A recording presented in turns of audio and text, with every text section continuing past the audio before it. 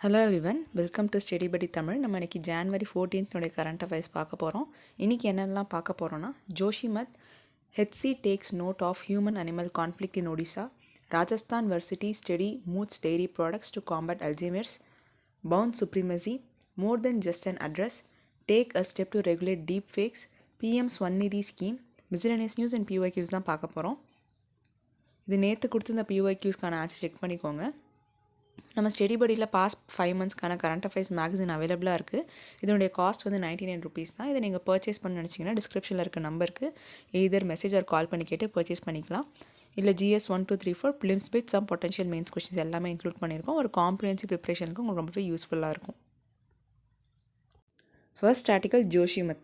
இப்போ நம்ம ரீசெண்டாக அந்த நியூஸில் பார்த்துருப்போம்ல, ஜோஷிமத் வந்து உள்ளே புதஞ்சிக்கிட்டே போகுது, சப்சிடன்ஸ் லேண்டாக வந்து அதை அனௌன்ஸ் பண்ணியிருக்காங்க அப்படின்னு நம்ம பார்த்துருப்போம். ஸோ அதை பற்றி தான் டீட்டெயில்டாக பார்க்க போகிறோம் இந்த ஆர்டிக்கலில்.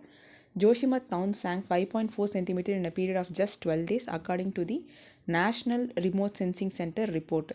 ஸோ இஸ்ரோவினுடைய இந்த நேஷ்னல் ரிமோட் சென்சிங் சென்டர் இருக்காங்க இல்லையா, அவங்களோட ரிப்போர்ட்டின்படி என்ன தெரிய வந்திருக்குன்னா, லாஸ்ட் ஒரு 12 days மட்டுமே அரௌண்ட் 5.4 cm வந்து உள்ளே புதஞ்சு போயிருக்கு இந்த ஜோஷிமத் டவுன் அப்படின்னு சொல்லியிருக்காங்க.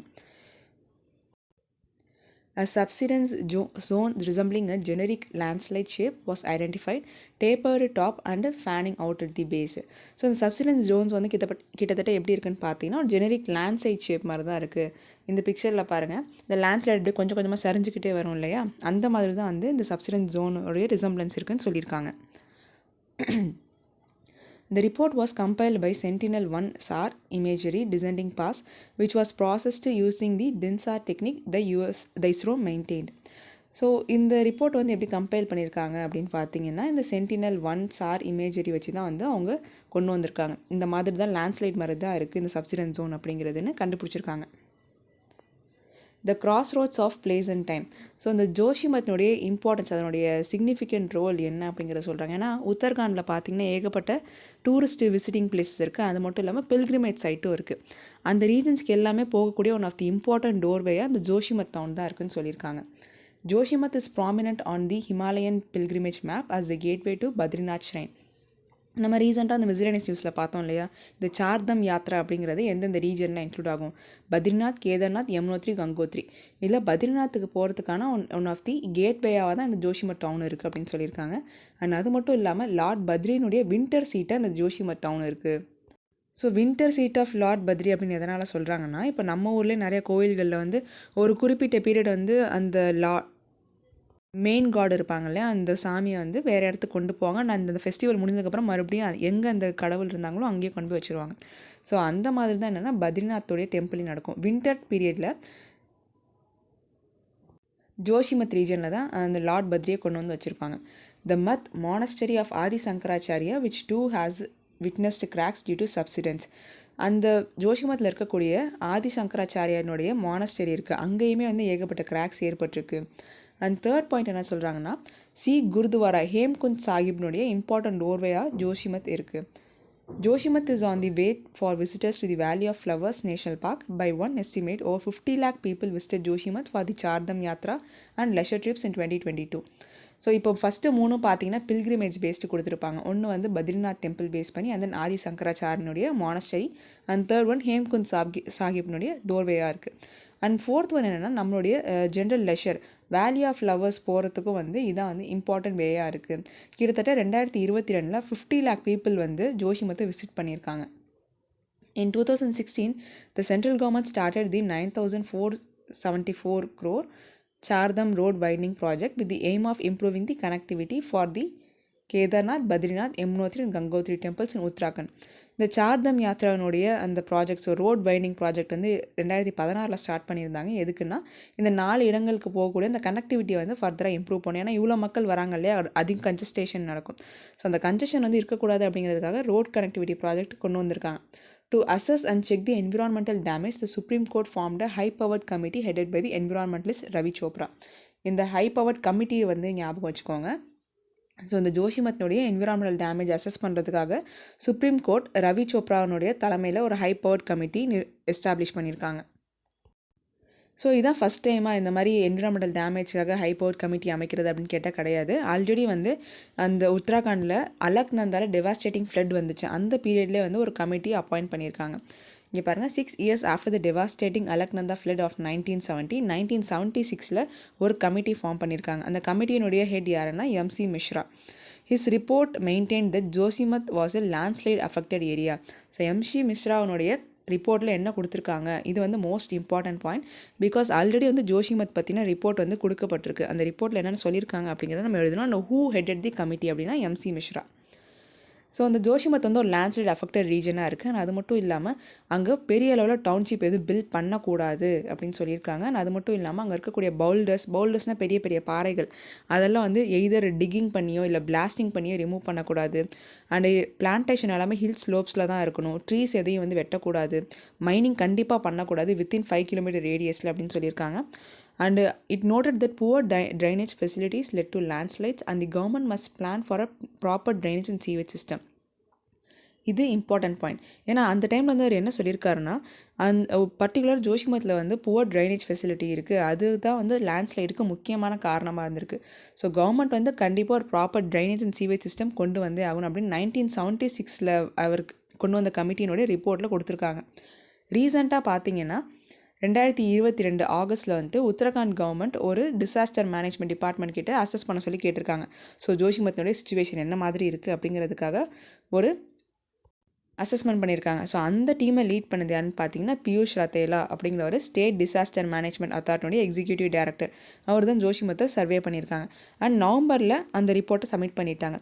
அதில் என்ன சொல்லியிருக்காங்கன்னா, due to erosion in the Alaknanda river bank below the Joshimath, water is getting absorbed in the ground because of lack of sewage and drainage system. Alaknanda river கீழே ஓடிட்டுருக்கு இல்லையா, அது வந்து என்ன பண்ணுதுன்னா அதில் இருக்கக்கூடிய வாட்டர் வந்து மண்ணில் வந்து அதிகமாக அப்சார்வ் ஆரம்பிச்சிருது. இந்த சீவேஜ் அண்ட் ட்ரைனேஜ் சிஸ்டம் சரியாக இல்லை. இந்த காரணத்தினால தான் இது ஒரு சப்சிடன்ஸ் ஏற்படுறதுக்கு காரணமாக இருந்திருக்கு. இப்போ இந்த பிக்சரில் பாருங்களேன், ஜஸ்ட் நம்ம எந்த ஒரு சீவேஜ் அண்ட் ட்ரைனேஜ் சிஸ்டம் வந்து பில்ட் பண்ணவே இல்லை அப்படிங்கிற பட்சத்தில் தண்ணி வந்து ஓடிட்டே இருக்குன்னா மண்ணை அரிச்சிட்டே தான் இருக்கும். அப்போ என்னாகும், மேலே இருக்க மண் வந்து கீழே சரியாக ஆரம்பிக்கும் கொஞ்சம் கொஞ்சமாக. ஸோ இதுதான் வந்து இந்த சீவேஜ் சிஸ்டம் இல்லாததுக்கான ஒரு எக்ஸாம்பிளாக சொல்கிறாங்க. இன்கேஸ் நம்ம வந்து ப்ராப்பராக ஒரு ட்ரைனேஜ் சிஸ்டம் வந்து பில்ட் பண்ணியிருக்கோம் அப்படின்னா ஒரு கான்க்ரீட் லேயர் இருக்கும், அண்ட் அப் அண்ட் டவுனில் கான்க்ரீட் லேயர் இருக்கும், அதுக்குள்ளே மட்டும்தான் தண்ணி போகும், மணலுக்கும் அதுக்கும் சம்மந்தமே இருக்காது. அந்த மாதிரி இருந்துச்சுன்னா லேண்ட்ஸ்லைட் நடக்கிறதுக்கு வாய்ப்புகள் ரொம்பவே கம்மி. ஸோ அதனால தான் ஓரல் என்ன சொல்லியிருக்காங்கன்னா, இந்த ரிவர் வாட்டர் வந்து மண்ணில் கிரவுண்ட் ரீஜனில் அப்சார்ப் ஆகிற காரணத்தினால கொஞ்சம் கொஞ்சமாக கீழே அந்த மண் போயிட்டே இருக்குது, லேண்ட்ஸ்லைட் ஏற்பட்டுது அப்படின்னு சொல்லியிருக்காங்க. After the report the government ordered a tender to plan for sewage system in Joshimath, but it was too late. So இன்னொருத்தவங்க வந்து என்ன சொல்லியிருக்காங்கன்னா, கவர்மெண்ட் வந்து இந்த ரிப்போர்ட்டுக்கு அப்புறம் ஆர்டர் பண்ணியிருக்காங்க, நீங்கள் ஒரு சீவேஜ் சிஸ்டம் வந்து பில்ட் பண்ணுங்கள் அப்படின்னு. ஆனால் இது வந்து ரொம்பவே லேட் அப்படின்னு சொல்லியிருக்காங்க. ஓவரால் இந்த ஆர்டிக்கல் நம்ம என்னென்ன பார்த்துருக்கோம்னா, ஜோஷிமத் வந்து சப்சிடன்ஸ் ஒன்று அனௌன்ஸ் பண்ணிட்டாங்க. அதில் என்ன மாதிரியான அந்த சுச்சுவேஷன் இருக்குது, அதோட ஜியாகிரஃபி எப்படி இருக்குது, அது ஒரு லேண்ட்ஸ்லைடு ஷேப்பை தான் ரிசம்பிள் பண்ணுது அப்படின்னு கண்டுபிடிச்சிருக்காங்க. நேஷ்னல் ரிமோட் சென்சிங் சென்டர் தான் இந்த ரிப்போர்ட்டை கொடுத்துருக்காங்க. அண்ட் ஜோஷிமத் என்னுடைய இம்பார்ட்டன்ஸ் என்ன, அது one of the important tourist visiting பிளேஸஸாக இருக்குது. முக்கியமாக பில்கிரிமேஜ் சைட் ஆகட்டும், ஆல்ஸ் லெஷருக்காக விசிட் பண்ணுற பிளேஸ் ஆகட்டும், அது அங்கே அதிகமாக இருக்குதுன்னு சொல்லியிருக்காங்க. அண்டு ஜோஷிமத்தினுடைய சுச்சுவேஷன் பற்றி கண்டுபிடிக்கிறதுக்காக ஆல்ரெடி 1976 அலக்நந்தா ஃப்ளட்டுக்கு அப்புறம் ஒரு கமிட்டி அமைச்சிருக்காங்க. எம்சி மிஸ்ரானுடைய தலைமையில் அவர் ஒரு சில ரிப்போர்ட் கொடுத்துருக்காரு. அண்ட் அதுக்கப்புறம் வந்து August 2022 Uttarakhand government state disaster management authority கிட்ட ஒரு அசஸ்மெண்ட்காக கொடுத்துருக்காங்க. அண்ட் அவங்க அல்டிமேட்லி என்ன சொல்லியிருக்காங்கன்னா, இந்த மாதிரி லேண்ட்ஸ்லைட் வரதுக்கு காரணம் ரிவர் வாட்டர் வந்து கிரவுண்ட் ரீஜனில் அப்சார்வ் ஆக ஆரம்பிச்சிருது, அதனால தான் இந்த லேண்ட்ஸ்லைட் நடந்திருக்கு. So we need proper drainage and sewage system அப்படிங்கிறது அந்த ஆர்டிக்கலுடைய conclusion. Next article, Rajasthan varsity study moves dairy products to combat Alzheimer's. நம்ம வந்து அல்ஜைமர்ஸ் பற்றி ஆல்ரெடி ஒரு ஆர்டிகல் பார்த்துருப்போம். என்னென்னா lecanemab and aducanumab அப்படிங்கிற 2 ட்ரக்ஸை வந்து யூஎஸ்னுடைய FDA ஃபாஸ்ட் ட்ராக் அப்ரூவல் கொடுத்துருப்பாங்க.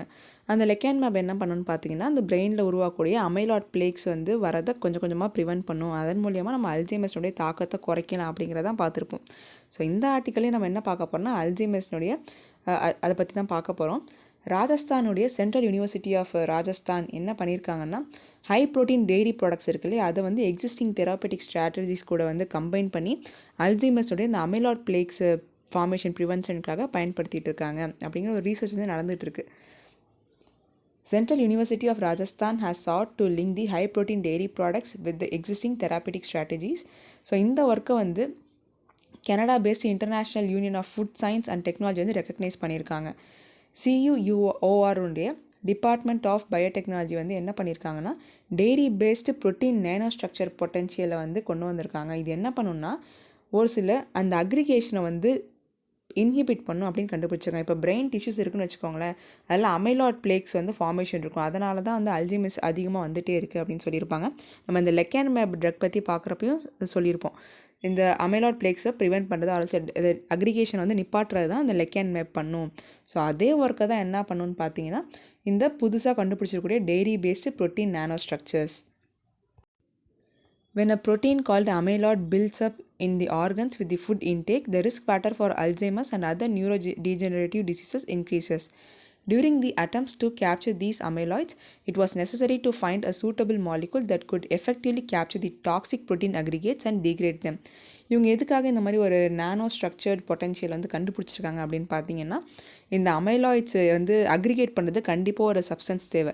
எந்த சப்ஸ்டன்ஸ் அதை அக்ரிகேட் பண்ணுறதோ அதை கண்டுபிடிச்சி டீக்ரேட் பண்ணுறது தான் இவங்க இந்த பர்டிகுலர் டெய்ரி பேஸ்டு ப்ரோட்டீனுடைய வேலையாக இருக்கும் அப்படின்னு சொல்லியிருக்காங்க. பட் ஸ்டில் இது வந்து என்னென்னா ரீசர்ச் தான் போயிட்டுருக்கு. இது கம்ப்ளீட்டாக இன்னும் வந்து வெளியே வரல. Dairy proteins to be having structural superiority to trap the harmful molecules and destroy them. So dairy proteins வந்து அந்தளவு பொட்டன்ஷியல் இருக்குது, அந்த ஹார்ம்ஃபுல் மாலிகல்ஸை வந்து ட்ராப் பண்ணிவிட்டு அதை டெஸ்ட்ராய் பண்ணுற அளவுக்கு பொட்டன்ஷியல் இருக்குது அப்படின்னு சொல்லியிருக்காங்க. ஸோ அல்ஜைமர்ஸ் பற்றி நம்ம எழுதுகிறப்ப அது ஜஸ்ட் யூஎஸ்னுடைய ட்ரக்ஸ் பற்றி எழுதாமல் இந்தியாவோடது வந்து இன்க்ளூட் பண்ண நம்ம இந்தியாவில் வந்து இந்த மாதிரி ரீசர்ச் போயிட்டுருக்கு.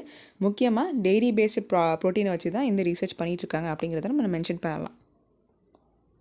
Next article, HC takes note of human-animal conflict in Odisha.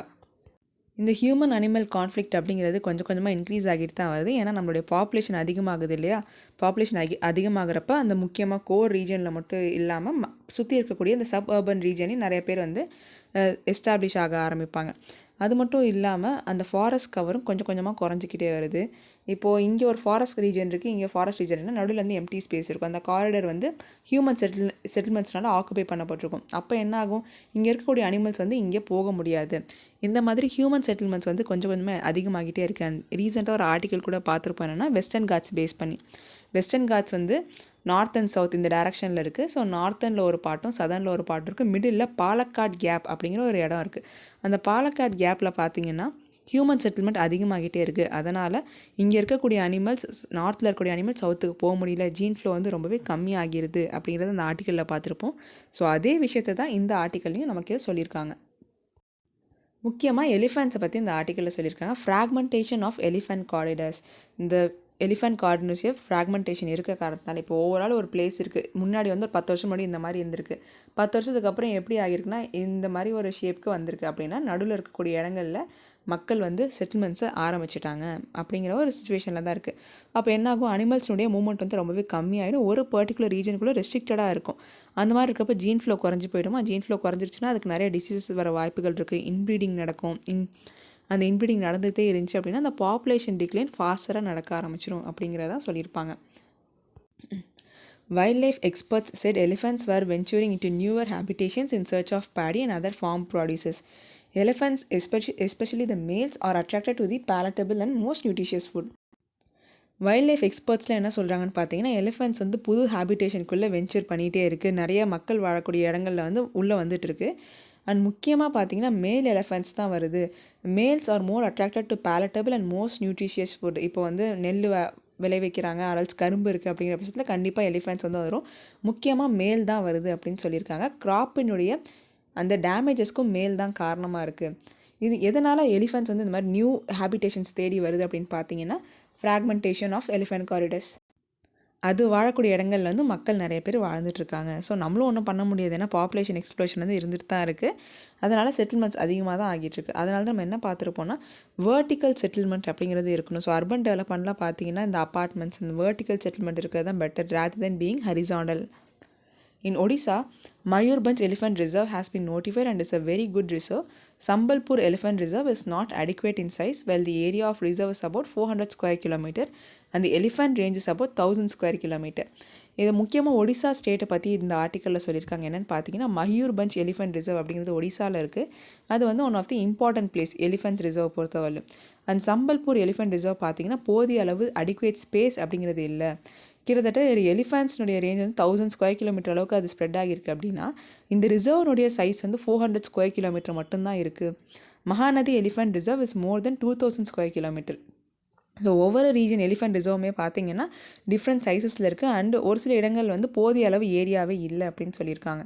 Both Sambalpur and Mahanadi reserves can be linked with an elephant corridor. So இந்த சம்பல்பூர் அண்ட் மகாநதி ரிசர்வ்ஸ் வந்து நம்ம ஒரு எலிஃபென்ட் காரிடர் வச்சு கனெக்ட் பண்ணலாம். ஃபார் எக்ஸாம்பிள் இங்கே தான் சம்பல்பூர் காரிடர் இருக்குன்னு வச்சுக்கோங்க, இங்கே தான் மகாநதி இருக்குது. இது ரெண்டுத்தையும் வந்து நம்ம ஒரு எலிஃபென்ட் காரிடர் வச்சு கனெக்ட் பண்ணோம் அப்படின்னா கண்டிப்பாக வந்து ஹியூமன் ஹேபிடேஷன்ஸ்குள்ளே இந்த எலிஃபென்ட்ஸ் வராது. இந்த பர்டிகுலர் ரிசர்வ்ஸ்குள்ளேயே வந்து அது போயிட்டு வந்துட்டுருக்கும்.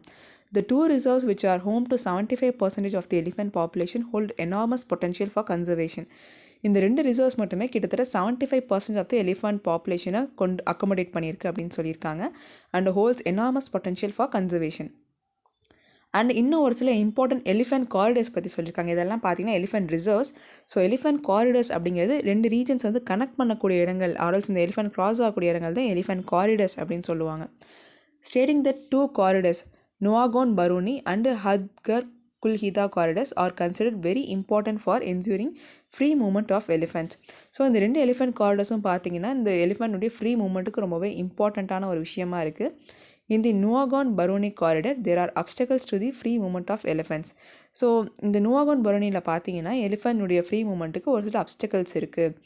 எதனால் அப்படின்னா அங்கே ரைட் அண்ட் லெஃப்ட் சைடில் மெயின் கெனாலில் ஆஃப் மஞ்சோர் இரிகேஷன் ப்ராஜெக்ட் நடந்துட்டு இருக்க காரணத்தினால அந்த எலிஃபென்ட்டுடைய மூவ்மெண்ட்டுக்கு கொஞ்சம் அப்டக்கல்ஸ் இருக்குதுன்னு சொல்லியிருக்காங்க.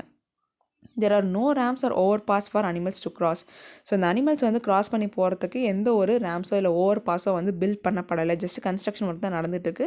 So it is affecting the free movement of elephants. Hadgarh Kuldiha அந்த இடத்துலையும் பார்த்தீங்கன்னா கிட்டத்தட்ட மோர் தென் 100 ஸ்டோன் குவாரிஸ் வந்து அப்ஸ்ட்ரக்ட் பண்ணிகிட்டு இருக்கு இந்த எலிஃபென்ட்டோடைய மூவ்மெண்ட் அப்படின்னு சொல்லியிருக்காங்க.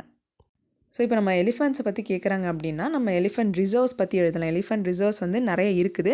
பட் இந்த ரிசர்வ்ஸுடைய ஏரியா பார்த்திங்கன்னா ரொம்பவே கம்மியாக இருக்குது, போதிய அளவு இல்லை. அப்படியே பக்கத்தில் இருந்து ரிசர்வ்ஸ் இருந்தாலும் அதை கனெக்ட் பண்ணுற அளவுக்கு எலிஃபென்ட் காரிடர்ஸ் இல்லை. இந்த காரிடர்ஸும் இருந்தாலுமே கூட still there are some obstructions அப்படிங்கிறத நம்ம ஒரு சைக்கிளிக் ஈவெண்ட்ஸ் மாதிரி எழுதலாம். Elephant reserves in India 2022. So இது எல்லாமே பார்த்தீங்கன்னா நம்ம இந்தியாவில் இருக்கக்கூடிய எலிஃபென்ட் ரிசர்வ்ஸ் நம்ம எல்லா ஸ்டேட்ஸ்லேயும் வந்து எத்தனை இருக்குது அப்படின்னு கொடுத்துருக்காங்க. லேட்டஸ்ட்டாக ஆட் பண்ணப்பட்ட எலிஃபென்ட் ரிசர்வ் என்னென்னு பார்த்தீங்கன்னா Terai elephant reserve Uttar Pradesh. So 33rd elephant ரிசர்வாக இதை வந்து ஆட் பண்ணியிருக்காங்க யூபியில், Terai elephant reserve. Next article bound supremacy. இந்த பவுண்ட் சுப்ரீமசி வந்து எதை பற்றி கொடுத்துருக்காங்கன்னா நம்ம நேற்றே பார்த்தோம் இல்லையா, வைஸ் பிரசிடென்ட்டுடைய அட்ரஸ் வந்து கொடுத்துருப்பாங்க. Judicial review, so basic structure of the constitution என்ன அப்படிங்கிற மாதிரி நம்ம முந்தா நேற்று வந்து பார்த்துருந்தோம். ஸோ அதை பற்றி தான் அகைன் இங்கே வந்து கொடுத்துருக்காங்க. It is fairly well known that parliamentary legislation is subject to 2 limitations under the Constitution of India. Parliament வந்து one of the important place நம்ம கான்ஸ்டியூஷனை பொறுத்தவரைனா நம்ம மக்களால் தேர்ந்தெடுக்கப்பட்ட எல்லா ரெப்ரசன்டேட்டிவ்ஸும் வந்து ஒரு பாலிசி க்ரியேட் பண்ணக்கூடிய இடம் வந்து அந்த பார்லிமெண்ட் தான். So it plays an important role in the democracy. ஆனால் இந்த பார்லிமெண்ட்டில் பார்த்தீங்கன்னா ஒரு சில லிமிட்டேஷன்ஸ் அப்படிங்கிறது இருக்குது under the constitution of India. First one என்னென்னு பார்த்தீங்கன்னா ஜுடிஷியல் ரிவ்யூ. ஸோ பார்லிமெண்ட்டில் வந்து எதாவது லா கொண்டு வராங்க, அந்த லெஜிஸ்லேஷன் வந்து சரியில்லை, பேசிக் ஸ்ட்ரக்சரை வந்து அஃபெக்ட் பண்ணுற மாதிரி இருக்குது அப்படிங்கிற பட்சத்தில் என்ன பண்ணுவாங்கன்னா ஜுடிஷியல் ரிவ்யூக்கு போகிறப்ப இது வந்து ஒரு அன்கான்ஸ்டியூஷனல் லாவாக இருக்குது அப்படின்னு சொல்லுவாங்க. அது first one limitation. And second one என்னென்னு பார்த்தீங்கன்னா no amendment to the constitution should have the effect of destroying any of its basic features. ஒன்று வந்து ஃபண்டமெண்டல் ரைட்ஸை வயலேட் பண்ணுற மாதிரி எந்த ஒரு லாவும் இருக்கக்கூடாது. And second one basic structure of the கான்ஸ்டியூஷனை வயலேட் பண்ணுற மாதிரி எந்த லாவும் இருக்கக்கூடாது. இது ரெண்டும் தான் வந்து நம்ம பார்லிமெண்ட்டில் இருக்கக்கூடிய லிமிட்டேஷன்ஸாக இருக்குது அப்படின்னு சொல்லியிருக்காங்க. So parliament is a sovereign in its domain but it's still bound by the limitation imposed by the constitution. Parliament அப்படிங்கிறது சாவரினாக இருந்தாலுமே ஸ்டில் அதில் வந்து லிமிட்டேஷன் இம்போஸ் பண்ணப்பட்டிருக்கு by the constitution of India. The main purpose of the doctrine is to ensure that some fundamental features of the constitution are not legislated out of existence. முக்கியமான features of the doctrine of basic structure என்னென்னு பார்த்தீங்கன்னா எந்த ஒரு லா வந்து fundamental features வந்து affect பண்ணிடக்கூடாது, அது இல்லாமல் எல்லா லாஸும் நம்ம கொண்டு வரணும் அப்படின்னு சொல்லியிருப்பாங்க. ஸோ அதை வந்து பவுண்ட் சுப்ரீமசி. என்ன தான் வந்து பார்லிமெண்ட் வந்து சாவரினான ஒரு கான்ஸ்டியூண்ட்டாக இருந்தாலுமே ஸ்டில் அதில் ஒரு சில லிமிடேஷன்ஸ் வந்து இம்போஸ் பண்ணப்பட்டிருக்கு பை தி இந்தியன் கான்ஸ்டியூஷன். என்னென்னு பார்த்தீங்கன்னா, ஒன்று வந்து ஃபண்டமெண்டல் ரைட்ஸை வயலேட் பண்ணுற மாதிரி இருக்கக்கூடாது, அண்ட் செகண்ட் ஒன் பேசிக் ஸ்ட்ரக்சரை வயலேட் பண்ணுற மாதிரியும் எந்த ஒரு லெஜிஸ்லேஷனும் இருக்கக்கூடாது. Next article more than just an address. இப்போ நம்ம பார்லிமெண்ட் ஸ்டார்ட் பண்ணுறாங்க அப்படின்னா அந்த கவர்மெண்ட் முடியும் இல்லை 5 years முடிஞ்சு அகெயின் வந்து ஒரு நியூ செஷன் வந்து ஸ்டார்ட் பண்ணுவாங்க. அந்த ஸ்டார்ட் பண்ணுறப்போ முக்கியமாக ஸ்பீக்கர் வந்து ஒரு அட்ரஸ் கொடுப்பாங்க, speaker and then president address கொடுப்பாங்க. இந்த அட்ரஸ் வந்து ரொம்பவே இம்பார்ட்டண்டான விஷயம் அப்படிங்கிறத இந்த ஆர்டிக்கலில் சொல்லியிருக்காங்க. The first session of every new parliament in the United Kingdom requires the election of speaker to be completed and members of both houses to take oath. யூகேயில் பார்த்தீங்கன்னா ஆக்சுவலாக நம்ம யூகேயோட மாடல் தான் இங்கே அடாப்ட் பண்ணியிருக்கோம், வெஸ்ட் மினிஸ்டர் மாடல் அப்படின்னு சொல்லுவோம். So யூகேவை compare பண்ணி சொல்லியிருக்காங்க. ஃபஸ்ட்டு யூகேயில் என்ன பண்ணுவாங்கன்னா, எலெக்ஷன் முடிஞ்சதுக்கப்புறம் அந்த பார்லிமெண்ட்டுடைய ஃபஸ்ட் செஷனில் ஸ்பீக்கர் எலெக்ட் பண்ணுவாங்க. அது மட்டும் இல்லாமல் members of both house of the parliament oath taking நடத்துவாங்க. இந்த ஓட் டேக்கிங் எல்லாமே முடிஞ்சதுக்கப்புறம் அவங்களோட பப்ளிக் பிஸ்னஸ் அப்படிங்கிறத ஸ்டார்ட் பண்ணுறதுக்கு முன்னாடி கண்டிப்பாக கிங்கினுடைய ஸ்பீச் இருக்கும் அப்படிங்கிறத சொல்லியிருக்காங்க. The King's speech is prepared by the incumbent government and a copy of it is given to him by the Lord Chancellor. கிங்கோடைய ஸ்பீச்சை யார் ப்ரிப்பேர் பண்ணுவாங்கன்னா, அந்த இன்கம்பென்ட் கவர்மெண்ட் தான் ப்ரிப்பேர் பண்ணுவாங்க. ஸோ இன்கம்பென்ட் கவர்மெண்ட்னா அந்த ப்ரெசென்ட் டைமில் எலெக்ஷன் முடிஞ்சு ஜெயிச்சிருப்பாங்க இல்லையா ஒரு பர்டிகுலர் குரூப், அவங்க தான் வந்து கிங்கினுடைய ஸ்பீச்சை கொண்டு வருவாங்க அப்படின்னு சொல்லியிருக்காங்க. நம்ம இந்தியாவில் எப்படி இருக்குது, நம்ம இந்தியாவும் பார்த்தீங்கன்னா வெஸ்ட் மினிஸ்டர் மாடலில் தான் அந்த அடாப்ட் பண்ணியிருக்காங்க ஆஃப் பார்லிமெண்ட்ரி டெமோக்ரஸி. பிரிட்டிஷ்னுடைய காலனியல் கண்ட்ரி தானே, ஸோ அதுக்கப்புறம் வந்து நம்ம அவங்களோட தான் அடாப்ட் பண்ணியிருப்போம். பட் ஒரு சில சேஞ்சஸ் நமக்கு ஏற்ற மாதிரியும் பண்ணியிருப்போம். The Constituent Assembly decided on May 18, 1949 to adopt this practice. So May 18, 1949 என்ன பண்ணாங்கன்னா, இந்த வெஸ்ட் மினிஸ்டர் மாடல் நம்ம அடாப்ட் பண்ணலாம் அப்படிங்கிறத கொண்டு வந்தாங்க. ஆர்டிகல் 87 ஆஃப் தி கான்ஸ்டியூஷனில் என்ன சொல்லியிருப்பாங்கன்னா, both house of the parliament வந்து அசம்பிள் ஆனதுக்கப்புறம் அந்த ஃபஸ்ட் செஷன் கமெண்ட்ஸ் பண்ணுறதுக்கு முன்னாடி ஆரம்பிக்கிறதுக்கு முன்னாடி பிரசிடென்ட் வந்து ஒரு ஸ்பெஷல் அட்ரஸை கொடுப்பாரு அப்படிங்கிறத சொல்லியிருப்பாங்க. இது வந்து நம்ம கண்ட்ரி லெவலில். ஸ்டேட் லெவலில் என்னென்னு பார்த்தீங்கன்னா ஆர்டிகல் 176 மென்ஷன் ஆகியிருக்கும்.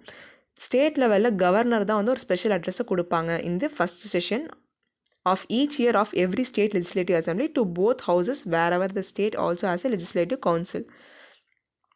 ஸோ ஒவ்வொரு வருஷமுமே வந்து அந்த ஃபர்ஸ்ட் செஷனை ஆரம்பிக்கிறதுக்கு முன்னாடி கவர்னருடைய ஸ்பெஷல் அட்ரஸ் அப்படிங்கிறது இருக்கும். இங்கே ஆர்டிகல் 87 வந்து பிரசிடென்ஷியல் அட்ரஸ் சொல்லியிருப்பாங்க. அந்த ஆர்டிகல் 176 கவர்னருடைய address before the commencement of parliamentary businesses. Jawaharlal Nehru, speaking in the Lok Sabha on February 2022, 1960, stated that the President's address is nothing but a statement of policy of the government. So, Jawaharlal Nehru என்ன சொல்லியிருப்பாங்க அப்படின்னு பார்த்தீங்கன்னா, பிரசிடென்ட்னுடைய address அப்படிங்கிறது statement of policy of the government. நம்ம இங்கே பார்த்தோம் இல்லையா, இந்த பாயிண்ட்டையும் இதையும் வந்து கனெக்ட் பண்ணி பாருங்கள். கிங்கினுடைய ஸ்பீச் வந்து ஒரு இன்கம்பென்ட் கவர்மெண்ட் தான் ப்ரிப்பேர் பண்ணுவாங்க அப்படின்னு சொல்லியிருக்காங்க. அண்ட் ஜவஹர்லால் நேரு என்ன சொல்லியிருக்காரு அப்படின்னா, பிரசிடென்ட்னுடைய அட்ரஸ் அப்படிங்கிறது statement of policy of the government. அப்போ இருக்கக்கூடிய அந்த கவர்மெண்ட்டினுடைய ஒரு பாலிசினுடைய ஸ்டேட்மெண்ட்டை தான் பிரசிடென்ட் படிப்பாங்க அப்படின்னு சொல்லியிருக்காங்க. ஸோ பிரசிடென்ஷியல் அட்ரஸ் அப்படிங்கிறது ஜஸ்ட் ஒரு செரிமோனியல் விஷயம் கிடையாது. அப்போ வந்திருக்கக்கூடிய கவர்மெண்ட் என்னென்ன பண்ண போகிறாங்க அப்படிங்கிறத மற்றவங்களுக்கு தெரிவிக்கக்கூடிய ஒரு டாக்காக தான் இருக்குது அப்படின்னு சொல்லியிருக்காங்க. If the president's address has anything wrong in it or objectionable in it, it is the government to blame, not the president. So ஒரு பிரசிடென்ஷியல் அட்ரஸில் வந்து ஏதோ ஒரு தப்பு இருக்குது, இல்லை ஒரு அப்ஜெக்ஷனபிளான விஷயம் இருக்குது அப்படின்னா அது வந்து நம்ம கவர்மெண்ட்டை தான் ப்ளேம் பண்ணும். There is nothing to do with president அப்படின்னு சொல்லியிருப்பாங்க. Members to criticize or condemn government because there is some such statement in it when they disapprove of. So members வந்து அப்ஜெக்ட் ஆர் கிரிட்டிசைஸ் வந்து பண்ணலாம் in case அந்த ஸ்டேட்மெண்ட்டில் ஏதாவது தப்பு இருந்தது அப்படின்னா. The Calcutta high court while interpreting this article in Syed Abdul Mansur Habibullah versus the Speaker, West Bengal Legislative Assembly, held that the special address is not an idle or ceremonial formality. இது வந்து important point. Because ஒரு address, கவர்னருடைய address ஆகட்டும், இல்லை ஸ்பீக்கருடைய address R presidential address ஆகட்டும், it is not just a ceremonial formality அப்படின்னு சொல்லியிருக்காங்க. அதில் வந்து அந்த பர்டிகுலர் கவர்மெண்ட் பண்ணக்கூடிய பாலிசிஸ் எப்படி வந்து இருக்க போகுதுங்கிற சொல்லக்கூடிய ஒரு இன்ஃபர்மேட்டிவ் டாக்காக தான் இருக்குது. The High Court further observed that the non-delivery of special address hampers legislative debates and budgetary criticisms. So high court வந்து ஃபர்தராக என்ன அப்சர்வ் பண்ணியிருக்காங்கன்னா, இந்த ஸ்பெஷல் அட்ரஸ் வந்து டெலிவர் பண்ணாமல் இருக்குது அப்படின்னா நிறைய லெஜிஸ்லேட்டிவ் டிபேட் வந்து நடக்கும். அண்ட் தென் பட்ஜெட்ரி கிரிட்டிசிசமும் கண்டிப்பாக நடக்க வாய்ப்புகள் இருக்குது. இந்த மாதிரி ஒரு செரிமோனியல் ஃபார்மாலிட்டியாக இல்லாமல் அந்த பாலிசிஸை தெரிவிக்கக்கூடிய ஒரு அட்ரஸாக தான் இருக்க காரணத்தினால தான் நம்ம கான்ஸ்டியூஷன் என்ன இருக்குன்னா அலைவாக இருக்குது அப்படின்னு சொல்லியிருக்காங்க. ஜஸ்ட் ஒரு ரிட்டன் கான்ஸ்டியூஷனாக இல்லாமல் ஒரு எஃபெக்டிவ் கான்ஸ்டியூஷனாக மாறுது இந்த மாதிரி நம்ம பண்ணுறப்போ. Article 361 of the Constitution gives the governor complete immunity from any legal action. So article 361 என்ன கொடுத்துருப்பாங்கன்னா, நம்ம கவர்னருக்கு வந்து complete immunity from any legal action அப்படிங்கிற ஒரு இம்யூனிட்டி கொடுத்துருப்பாங்க. பட் நம்ம ஃபவுண்டிங் ஃபாதர்ஸ் இனிஷியலாக கொடுத்துருக்காங்க. எதனால் அப்படி கொடுத்தாங்கன்னா, கவர்னர்ஸ் வந்து கண்டிப்பாக ஒரு ஹை ஸ்டாண்டர்ட்ஸ் வந்து மெயின்டைன் பண்ணுவாங்க அப்படிங்கிற காரணத்தினால தான் இந்த ஒரு இம்யூனிட்டி வந்து கொடுத்துருக்காங்க. ஸோ லீகல் ஆக்ஷன்லேருந்து அவங்க எக்ஸம்ஷனெல்லாம் நம்ம ட்ரீட் பண்ணலாம் அப்படின்னு சொல்லியிருப்பாங்க. ஆனால் இப்போ பார்த்தீங்கன்னா ஏகப்பட்ட இந்த chief minister and governor issues, state versus governor இஷ்யூஸுங்கிறது நடந்துகிட்ருக்கு. The swearing in of a chief minister early morning, the continued friction now between the governor and the ruling party in Kerala, formerly in West Bengal, the omission to invite the single largest party to form a government in Manipur and Goa, இதெல்லாம் பார்த்தீங்கன்னா இந்த கவர்னருக்கும் அந்த particular ஸ்டேட்டினுடைய government இருப்பாங்க இல்லையா, அவங்களும் இருக்கக்கூடிய அந்த friction தான் சொல்லியிருக்காங்க எந்தெந்த ஸ்டேட்டில் இருக்குது அப்படின்னு. கேரளா, வெஸ்ட் பெங்கால், அந்த மணிப்பூர் அண்ட் கோவா, அப்புறம் நம்ம தமிழ்நாட்டில் வந்து இந்த பில்ஸ்க்கு அசைன் கொடுக்குறது டிலே பண்ணிகிட்ருக்குது, இந்த மாதிரி விஷயங்கள்லாம் வந்து நடந்துகிட்ருக்கு அப்படின்னு சொல்லியிருக்காங்க. The special address of the governor is an important constitutional duty which is performed with the aid and advice of the council of ministers with the chief minister at the head. So இது வந்து most important point. ஏன்னா கவர்னருடைய special address அப்படிங்கிறது ஒரு important constitutional டியூட்டியாக இருக்கட்டும், but still அந்த council of மினிஸ்டர்ஸும் அந்த chief மினிஸ்டரும் சேர்ந்து தான் வந்து அதுக்கான ரெக்கமெண்டேஷன்ஸ் அண்ட் அட்வைஸ் வந்து தரணும், எந்த மாதிரி வந்து உங்களோட ஸ்பெஷல் அட்ரஸ் இருக்கணும் அப்படின்னு சொல்லியிருக்காங்க. ஸோ ஓவரால் இந்த ஆர்டிக்கல் என்ன சொல்லியிருக்காங்கன்னு பார்த்தீங்கன்னா, இனிஷியலாக அந்த ஃபஸ்ட் செஷனில் கொடுக்கக்கூடிய பிரசிடென்ஷியல் அட்ரஸ் ஆகட்டும், இல்லை கவர்னருடைய ஸ்பெஷல் அட்ரஸ் ஆகட்டும், எல்லாமே வந்து இம்பார்ட்டன்ட் கான்ஸ்டியூஷனல் டியூட்டியாக இருக்குது. பட் அதை வந்து அந்த ஸ்பீச் ஆர் அட்ரஸ் வந்து யார் கொடுக்குறாங்க அப்படின்னா, அந்த incumbent government or this particular governments அந்த ஸ்டேட் லெஜிஸ்லேட்டிவ் அசம்பிளியில் இருக்கவங்க தான் கொடுத்துட்ருக்காங்க. அண்ட் இது வந்து ஒரு செரிமோனியல் அட்ரஸ் கிடையாது. இந்த அட்ரஸில் வந்து என்ன முக்கியமாக சொல்லுவாங்கன்னா, அந்த பர்டிகுலர் இயரில் அப்போ இருக்கக்கூடிய கவர்மெண்ட் வந்து என்னென்ன பாலிசிஸ்லாம் கொண்டு வர போகிறாங்க, எப்படி இருக்க போகுது அந்த வருஷம் அப்படிங்கிறத தெரிவிக்கக்கூடிய ஒன் ஆஃப் தி இன்ஃபர்மேட்டிவ் டாக்காக தான் இந்த செரிமோனியல் அட்ரஸ் இருக்கும். அண்ட் கவர்னருக்கு பார்த்தீங்கன்னா இனிஷியலாக ஒரு இம்யூனிட்டி வந்து கொடுத்துருப்பாங்க from any legal action according to article 361. எதனால் அப்படி கொடுத்துருந்தாங்கன்னா, கவர்னர் வந்து ஒரு ஹை ஸ்டாண்டர்ட்ஸை மெயின்டைன் பண்ணுவாங்க அப்படிங்கிற காரணத்தினால. பட் இப்போ நிறைய ஸ்டேட்ஸில் வந்து ஒரு சில ஃப்ரிக்ஷன்ஸ் போயிட்டுருக்கு between the incumbent government and the governor of the particular state. So அந்த மாதிரி இருக்கக்கூடாது அப்படிங்கிறத இந்த article. Next article, take a step to regulate deep fakes. So இந்த டீப் ஃபேக்ஸ் அப்படிங்கிறது one of the important issue. நம்ம இப்போ இருக்கக்கூடிய இந்த இன்டர்நெட் காலத்தில் வந்து ரொம்பவே முக்கியமான issue. So deep fakes leverage powerful techniques from machine learning and artificial intelligence to manipulate or generate visual and audio content with high potential to deceive. Deep fake அப்படின்னா அந்த ஃபேக் இன்ஃபர்மேஷன் தான். இப்போ ஒருத்தர் வந்து ஒரிஜினல் பர்சன் இருக்காங்கன்னு வச்சுக்கோங்களேன், அந்த பர்சனுடைய voice ஆகட்டும், இல்லை அவங்களுடைய ஃபீச்சர் ஆகட்டும், எல்லாத்தையும் வந்து பொய்யான ஒரு மிஸ்இன்ஃபர்மேஷன் வந்து பரப்புறதுக்காக பயன்படுத்துவாங்க இல்லையா, அதான் வந்து டீப் ஃபேக்ஸ் அப்படின்னு சொல்லுவாங்க. Deep fake videos can be used to spread misinformation and propaganda. There has been a history of using deepfakes to depict someone in a compromising and embarrassing situation. So இதுக்கு exact example சொல்லணும் அப்படின்னா, நீங்கள் ரீசெண்டாக இல்லை love today படம் பார்த்துருப்பீங்க. அதில் லாஸ்ட்டில் இந்த வீடியோ இஷ்யூ ஒன்று வரும் இல்லையா, அதான் வந்து டீப் ஃபேக் அப்படின்னு சொல்லுவாங்க. ஏன்னா ஒருத்தரை பற்றின தப்பாமல் இன்ஃபர்மேஷன் வந்து பரப்புறதாகட்டும், அவங்களுடைய வாய்ஸை வச்சு ஏதாவது இன்ஃபர்மேஷன் கொடுக்குறது, இந்த மாதிரி இஷ்யூஸ்னால நிறைய விஷயங்கள் வந்து நடந்துகிட்ருக்கு. ஏகப்பட்ட கான்சிக்வன்சஸ் வந்து பயங்கரமாக இருக்குது. இப்போ எலெக்ஷன் நடக்குது அப்படின்னா வந்து ஒரு பர்டிகுலர் கேண்டிடேட் இருக்காங்க, அவங்க கரெக்டான விஷயத்தையே சொல்லியிருந்தாலுமே அதை வந்து மாற்றி வேறு மாதிரி சொல்ல வைக்கிறது, இந்த மாதிரி விஷயங்கள்லாம் வந்து டீப் ஃபேக்ஸ் அப்படின்னு சொல்லுவாங்க. இதனால் ஏகப்பட்ட நெகட்டிவ் கான்சிக்வன்சஸ் நடந்துகிட்ருக்கு. ஸோ அதனுடைய இந்த இஷ்யூஸ் தான் சொல்லியிருக்காங்க. ஃபஸ்ட்டு என்னென்னா, மிஸ்இன்ஃபர்மேஷன் வந்து ஸ்ப்ரெட் ஆக நிறைய சான்சஸ் இருக்குது. அண்ட் மற்றவங்கள வந்து ஒரு எம்பாரசிங் சுச்சுவேஷனில் கொண்டு வந்து நிப்பாட்டிடும். And deep fakes have been used for financial ஃப்ராடுக்காக வந்து இந்த டீப் ஃபேக்ஸை பயன்படுத்திகிட்டு இருக்காங்க. Creating tensions in the neighbourhood. Deep fakes can be used to influence elections வந்து இன்ஃப்ளூயன்ஸ் பண்ணுறதுக்கு நிறைய வாய்ப்புகள் இருக்குது. And deep fakes can also be used to carry out espionage activities. Doctored videos can be used to blackmail government and defense officials into divulging state secrets. So இந்த மாதிரி சீக்ரெட்டான விஷயங்கள் வந்து வெளியே வந்துடும் அப்படிங்கிற மாதிரி டீப் ஃபேக்ஸை பயன்படுத்தி எல்லாத்தையும் இன்ஃப்ளூயன்ஸ் பண்ணுறது, இந்த மாதிரி ஏகப்பட்ட இஷ்யூஸ் அப்படிங்கிறது இருக்குது. In India, deep fakes could be used to produce inflammatory material such as videos perpetuating to show the armed forces or the police committing crimes in areas with conflict. இதுக்கு ஒரு example என்ன சொல்லியிருக்காங்க அப்படின்னா, இந்த border இருக்குல்ல, frictional points அப்படின்னு நம்ம எல்ஏசியில் பார்த்துருப்போம். அண்ட் தென் எல்ஓசிலையும் வந்து நிறைய பிரச்சனை நடந்துகிட்ருக்கும். இன்கேஸ் இந்தியன் ஆர்மி யூனிஃபார்ம் போட்டிருக்க யாரோ ஒருத்தர் வந்து ஏதோ பண்ணுற மாதிரி டீப் ஃபேக் இன்ஃபர்மேஷன் பரப்பிட்டாங்க அப்படின்னா, 2 நாடுகளுக்கிடையே ஒரு பிரச்சனை மாதிரி அது எவால்வ் ஆகிடும். ஸோ டீப் ஃபேக் அப்படிங்கிறது one of the important issue in the internet era. And இன்னொரு விஷயம் என்ன அப்படின்னா, it could enable individuals to deny the authenticity of genuine content. இப்போ வந்து ஒருத்தர் தப்பு பண்ணுறாங்க, யாரோ ஒருத்தர் வந்து திருடுறாங்க, இல்லை ஏடிஎம்மில் போட்டு திருடுறாங்க அப்படிங்கிற பட்சத்தில் நம்ம கேமராவில் வந்து இதாக ரெக்கார்ட் ஆகியிருக்கும். அப்படி ரெக்கார்ட் ஆனதுக்கப்புறமே அந்த பிடிப்பட்டதுக்கப்புறம் பர்டிகுலர் அக்யூஸ்டு பர்சன் வந்து இது நான் இல்லை, இது வந்து ஒரு டீப் ஃபேக் வீடியோ அப்படின்னு சொன்னாங்க அப்படின்னா அது ஒரு லைட் டிவைடண்ட் வந்து ஏற்படுத்தும். உண்மையான ஜென்யூன் கண்டென்ட்டே இருந்தாலுமே அது பொய்ன்னு நம்ம யோசிக்கிற மாதிரி ஆக்கிரும் இந்த டீப் ஃபேக்கினுடைய இஷ்யூ இருக்க காரணத்தினால. நம்ம இந்தியாவில் பார்த்தீங்கன்னா டீப் ஃபேக்ஸை ரெகுலேட் பண்ணுற அளவுக்கு எந்த ஒரு ஸ்பெசிஃபைடு லா அப்படிங்கிறது இல்லை. பட் தனித்தனியாக வேணால் கொஞ்சம் கொஞ்சம் லா இருக்குது. Indian penal code and information technology act 2000 can be potentially involved to deal with the malicious use of deep fake. இப்போ இந்த டீப் ஃபேக்ஸ்னால ஏகப்பட்ட இஷ்யூஸ் வருதுன்னு பார்த்தோம். எலெக்ஷனில் வந்து இன்ஃப்ளூயன்ஸ் பண்ணுறதுக்கு வாய்ப்புகள் இருக்குது. நிறைய பீப்புள்ஸுடைய ஒரிஜினல் இந்த ஜென்யூன் கண்டென்ட் வந்து இன்ஃப்ளூயன்ஸ் பண்ணுறதுக்கு சான்சஸ் இருக்குன்னு அப்படின்னு பார்த்தோம். அந்த மாதிரி தனித்தனியான ஒரு செக்டரில் தான் லெஜிஸ்லேஷன்ஸ் இருக்குது. There is no particular legislation for regulating the deep fake or punishing the deep fake. The Representation of People Act 1951 includes provisions prohibiting the creation or distribution of false or misleading information. So representation of people ஆக்டில் தனியாக வந்து என்ன கொடுத்துருப்பாங்க அப்படின்னா, இந்த மாதிரி election பீரியடில் falls R misleading information வந்து வருது அப்படின்னா அதை வந்து நம்ம ப்ராகிபிட் பண்ணணுங்கிறதுக்கான ப்ரொவிஷன் இருக்கும். அண்ட் தென் மீடியாஸில் ஒரு சோஷியல் மீடியா சைட்டில் இந்த மாதிரி ஏதாவது பொலிட்டிக்கல் பார்ட்டிஸு வீடியோஸ் ரிலீஸ் பண்ணுறதுக்கு முன்னாடி ப்ரீ அப்ரூவல் வந்து வாங்கியிருக்கணும். இந்த மாதிரி தனித்தனியாக செக்டர்ஸில் மட்டும்தான் லெஜிஸ்லேஷன் இருக்குது. பட் ஓவரால் பார்த்தீங்கன்னா இந்த டீப் ஃபேக் கண்டென்ட்டை வந்து நம்ம ப்ராகிபிட் பண்ணுற மாதிரி எந்த ஒரு பர்டிகுலர் லெஜிஸ்லேஷன் கிடையாது. கண்டிப்பாக வந்து இது கொண்டு வரணும். அந்த ரீசெண்டாக ப்ரப்போஸ் பண்ணியிருக்கக்கூடிய டிஜிட்டல் இந்தியா பில்லில் கூட இந்த இஷ்யூவை அட்ரஸ் பண்ணலாம் அப்படிங்கிறது லாஸ்ட்டாக கன்க்ளூஷனில் கொடுத்துருக்காங்க. ஸோ ஓவரால் இந்த ஆர்டிக்கல் என்ன சொல்லியிருக்காங்கன்னா, டீப் ஃபேக் அப்படின்னா என்ன, அதனால் என்னென்ன இஷ்யூஸ்லாம் வருது, அண்ட் நம்ம இந்தியாவில் பர்டிகுலர் அதை லெஜிஸ்லேஷன் இருக்குது அந்த டீப் ஃபேக்கை பொறுத்தவரைன்னு கேட்டால் கிடையாது. பட் ஒவ்வொரு செக்டர் பொறுத்தவரையும் இந்த மாதிரி மிஸ்லீடிங் இன்ஃபர்மேஷன் கொண்டு வந்தால் அது வந்து தப்பான விஷயம், அதை ப்ராகிபிட் பண்ணுங்கிற மாதிரி தனித்தனியான ஒரு லெஜிஸ்லேஷன் தான் இருக்குது அப்படின்னு சொல்லியிருக்காங்க.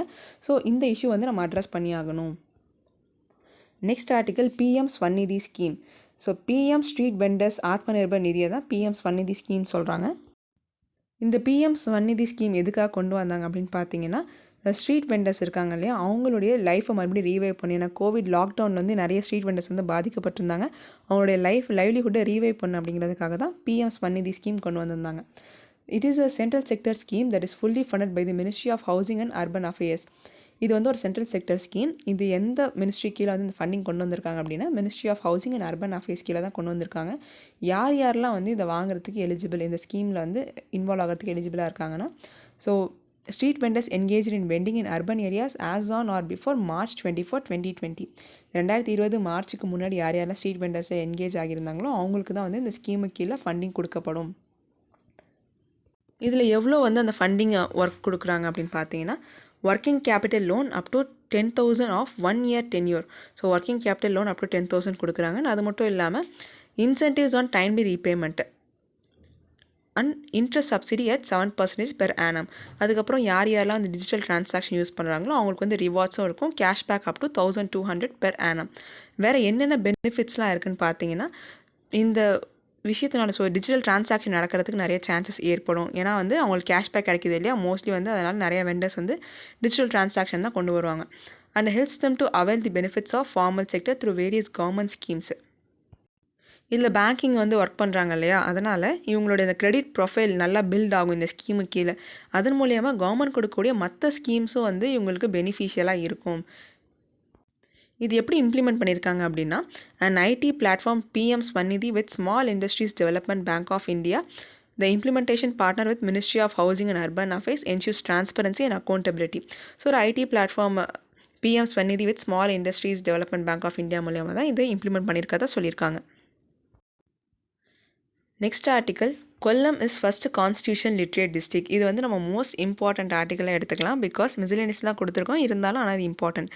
நம்ம இந்தியாவில் பார்த்திங்கன்னா நம்மளுடைய ரைட்ஸ் பற்றின அவேர்னஸ் அப்படிங்கிறது ரொம்பவே கம்மி. ஸோ நிறைய இடங்களில் வந்து இப்போ இந்த ரைட்ஸ் பற்றி அவேர்னஸ் இருக்கும், பட் ஸ்டில் அதை எக்ஸிக்யூட் பண்ண முடியாதவங்களும் இருக்காங்க. ஆனால் ஜென்ரலாக பார்த்திங்கன்னா நம்மளுடைய உரிமைகள் பற்றி தெரிஞ்சவங்க வந்து கொஞ்சம் கம்மியாக தான் இருக்காங்க, அன்ஃபார்ச்சுனேட்லி. பிகாஸ் மக்களையும் வந்து தப்பு சொல்ல முடியாது. அவங்கவுங்களுக்கு வந்து ஒவ்வொரு நாள் டெய்லி இஷ்யூஸ் அப்படிங்கிறது அதிகமாக தான் இருந்திருக்கு. அதை கம்பேர் பண்ணும்போது இந்த ரைட்ஸ் அப்படிங்கிறது ஒரு பெரிய இஷ்யூவாக இல்லாமல் இருக்கலாம். ஆனால் இந்த ரைட்ஸ் பற்றி ஒவ்வொருத்தரோட உரிமைகள் பற்றி தெரிஞ்சுக்கிட்டாங்க அப்படின்னா கண்டிப்பாக அவங்களுடைய day to day life activities வந்து ரொம்பவே அவங்க யூஸ்ஃபுல்லாக இருக்கும்.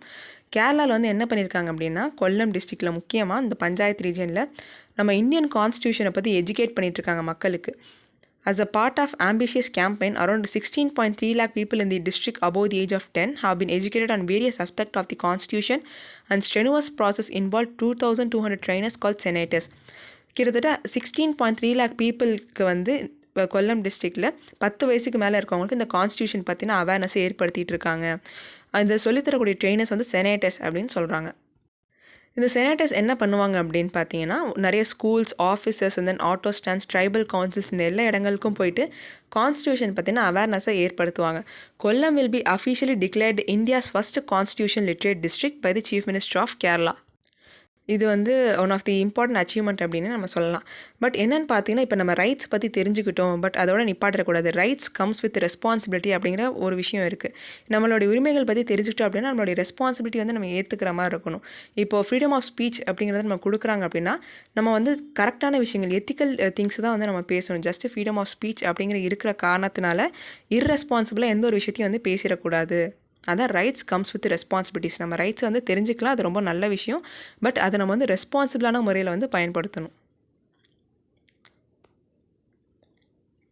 Next article, Alappuzha sees a decline in visiting water birds. Alappuzha ரீஜனில் பார்த்தீங்கன்னா அந்த வாட்டர் பேர்ட்ஸ் வரக்கூடிய அந்த எண்ணிக்கை வந்து டிக்ளைன் ஆகியிருக்கு அப்படின்னு சொல்லியிருக்காங்க. எந்த ரிப்போர்ட்டில் சொல்லியிருக்காங்கன்னா ஏஷியன் வாட்டர் பேர்ட் சென்சஸ் 2023 தான் இதை சொல்லியிருக்காங்க. இந்த ஆர்டிக்கல் முக்கியமாக நம்ம என்னென்ன பார்க்கணும்னா அந்த பேர்ட் ஸ்பீசிஸ்னுடைய நேம். ஏன்னா வந்து ஆல்ரெடி லாஸ்ட் இயர் கொஷினில் எது பேர்டு ஆர் எது ஃபிஷ் அப்படிங்கிற மாதிரி ஒரு கொஷின் இருந்துச்சு. ஸோ அந்த பேர்ட்ஸ்னுடைய ஸ்பீசிஸ் நேமை பார்த்து வச்சுக்கோங்க. Northern shoveler, common teal and Eurasian wigeon, whiskered tern, little cormorant, Indian pond heron, grey headed swamphen, barn swallow, cotton pygmy goose and little egret. இது எல்லாமே பார்த்தீங்கன்னா பேர்ட் ஸ்பீசிஸ். இந்த வாட்டர் பேர்ட்ஸினுடைய விசிட்டிங் வந்து டிக்ளைன் ஆகியிருக்கு அப்படின்னு சொல்லியிருக்காங்க. எந்த ரிப்போர்ட்டில்? Asian water bird census 2023.